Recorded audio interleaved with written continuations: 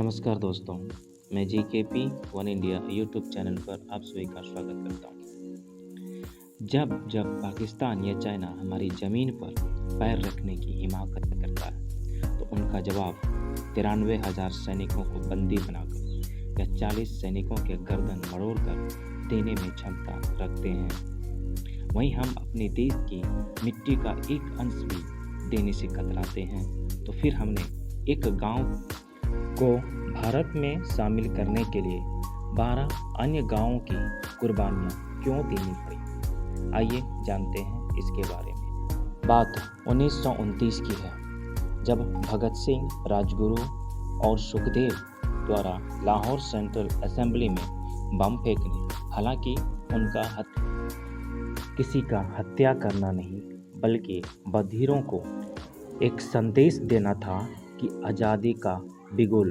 बज चुका है, तथा एक जूनियर ब्रिटिश अत्याचारी अधिकारी की हत्या के जुर्म में तीनों को फांसी की सज़ा सुनाई गई। कहा जाता है कि फांसी की सज़ा का दुख का पहाड़ इनके परिवार को ही नहीं बल्कि संपूर्ण देश को हुआ। ब्रिटिश हुकूमत के खिलाफ देश भर में जन आक्रोश, नाराजगी, विद्रोह की भावना फैली हुई थी। फांसी की तारीख 24 अप्रैल 1931 को फिक्स किया गया था। ज्यों-ज्यों फांसी की तारीख नज़दीक आती गई, आम जनताओं में जन आक्रोश, नाराजगी, विद्रोह की मांग बढ़ने लगा। एक दिन पहले से ही आम जनता का भीड़ जेल के बाहर होने लगा। आम जनता हुकूमत के खिलाफ बगावत न कर दे, भगत सिंह, राजगुरु और सुखदेव की फांसी की फिक्स टाइम से 11 घंटे पहले यानी 23 मार्च 1931 को शाम 7:30 बजे के आसपास तीनों को फांसी पर लटका दिया गया।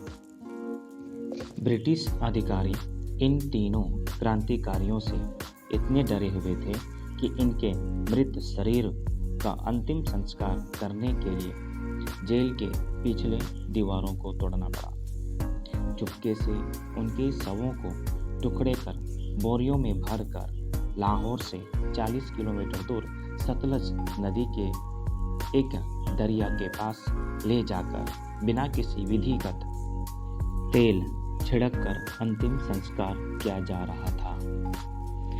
हालांकि ब्रिटिश हुकूमत की यह राज भी उतनी देर न टिक पाई जिससे कि उनका अंतिम संस्कार भी अच्छी तरीके से हो पाए। नदी किनारे जलते शवों की खबर की भनक लगते ही हजारों लोगों की भीड़ दौड़ी। आनन फानन में जलते शवों को नदी में फेंककर अधिकारियों को अपनी जान बचानी पड़ी। वक्त पर पहुंचे लोगों ने शवों को एकत्रित कर उनका अंतिम संस्कार जहां किया गया वह स्थान है हुसैनीवाला। लेकिन दुर्भाग्यपूर्णवश 1947 में इंडिया पाकिस्तान डिवीजन के बाद हुसैनीवाला पाकिस्तान का हिस्सा बन गया, जिससे युवाओं, आम जनताओं में देशभक्तों के प्रति सम्मान, आदर को ठेस पहुंची। AISF यानी ऑल इंडिया स्टूडेंट फेडरेशन तथा AIYF all India youth federation में किया गया देश भर स्थान सभा प्रदर्शन करके हुसैनीवाला सरकार को इतना मजबूर बना दिया कि अंततः 1961 में सुलेमान की हेडवर्क्स के आसपास के 12 गांवों को देकर हुसैनीवाला को भारत में शामिल कर लिया गया। ये 12 गांव ऐसे थे जो एग्रीकल्चर बेसिस पर काफ़ी स्ट्रॉन्ग थे।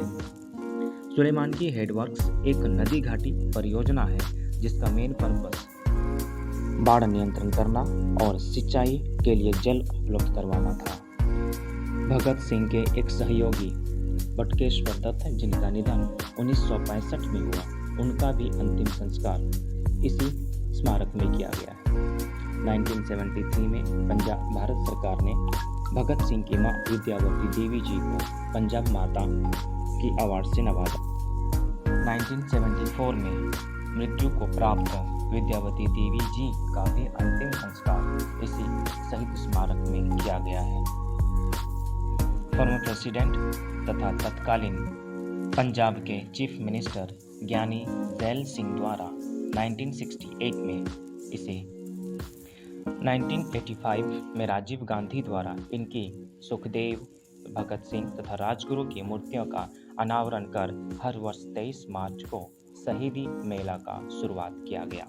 5 जनवरी 2022 को मोदी जी का पंजाब विजिट टूर मैप में भी इस स्थान का जिक्र किया गया था, जहां वे जाकर शहीदों को ट्रिब्यूट देने के बाद एक छोटी सी सभा को संबोधित करने वाले थे, जिसमें 42,750 करोड़ की डेवलपमेंट प्रोजेक्ट का शिलान्यास करने वाले भी थे।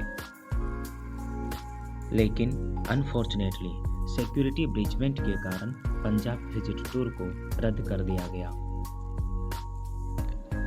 दोस्तों के लिए दोस्ती, एक माँ के लिए जिगर का प्यार, देश के लिए सर्वस्व समर्पण, तीनों का सम्मिश्रण है हुसैनी वाला शहीद स्मारक। अंत में भगत सिंह की 2 पंक्तियों को मैं पढ़ना चाहूँगा। जिंदगी तो सिर्फ अपने कंधों पर जी जाती है, जिंदगी तो सिर्फ अपने कंधों पर जी जाती है, दूसरों के कंधों पर तो सिर्फ जनाजे उठाए जाते हैं।